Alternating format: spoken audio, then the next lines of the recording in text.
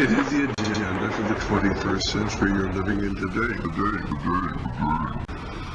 For a brave new world where everything that you cherished and held true will no longer exist.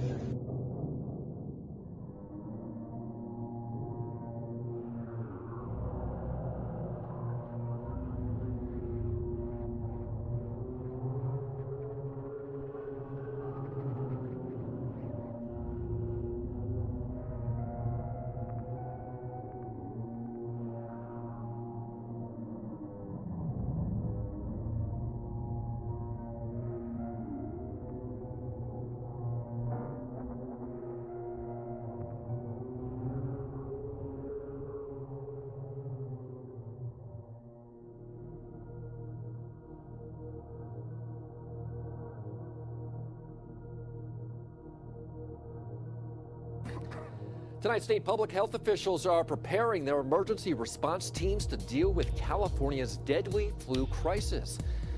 A new death to report in Solano County has driven the death toll to 28 across the state, and that's 3 times more than last year. Officials say the number does not account for the elderly, and they are urging people to get vaccinated. Emergency rooms are packed. Ambulances are being redirected. And medical officials from Chicago to Orange County, California are sounding the alarm. It's going to be an epidemic year. According to the Centers for Disease Control and Prevention, in the past week, regions experiencing high flu activity increased from 21 states to 26 states and New York City.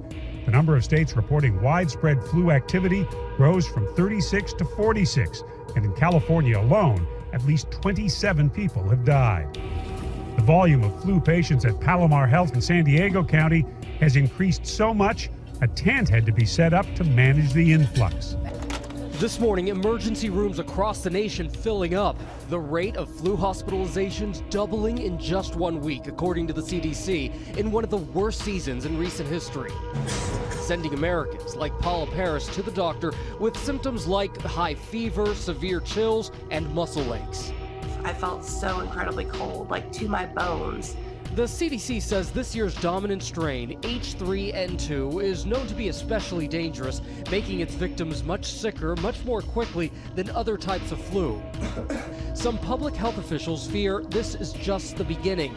California already hit especially hard, with 124 deaths across San Diego and Los Angeles counties alone.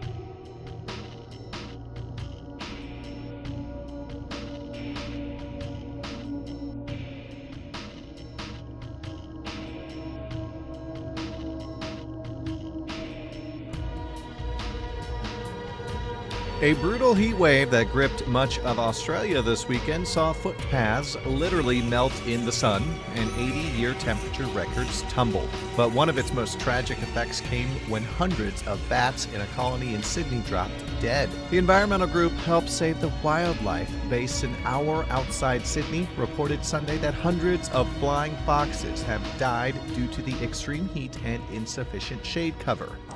Instead of lush green vegetation, all you see is brown, dead trees up and down this hill. Now, this once scenic drive near the Getty is one of several areas wiped out by fires last month. And now rain is triggering mudslides in the same areas hit by wildfires. And after 5 deaths, authorities are stepping in, calling for more evacuations. Southern California residents are preparing for the worst as the risk for mudslides plagued the areas charred by 6 different fires in the month of December. Residents of Montecito, Summerlin, and Carpinteria, who were evacuated last month from the state's second largest wildfire in history, the Thomas Fire, are now being ordered to leave again, this time because of the rains. Forecasters say flash floods will likely wash dirt and large debris into neighborhoods. Authorities say evacuation orders are being mandated in several counties as a precautionary measure.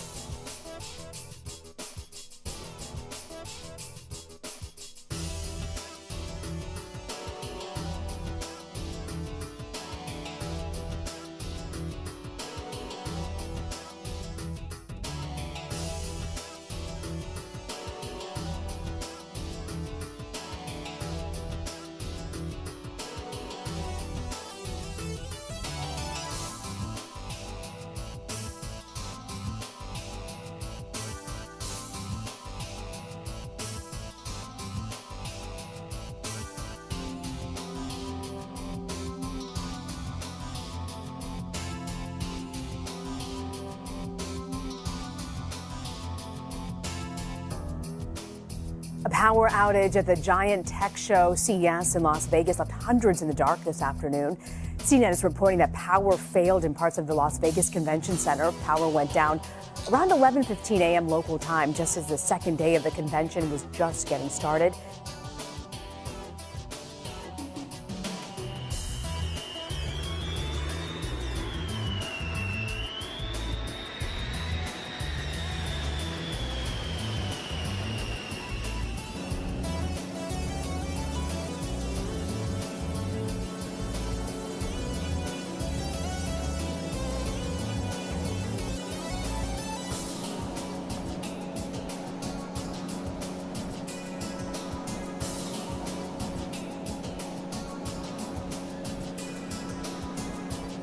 Very strong earthquake that has impacted the middle of the Caribbean Sea there, 7.8.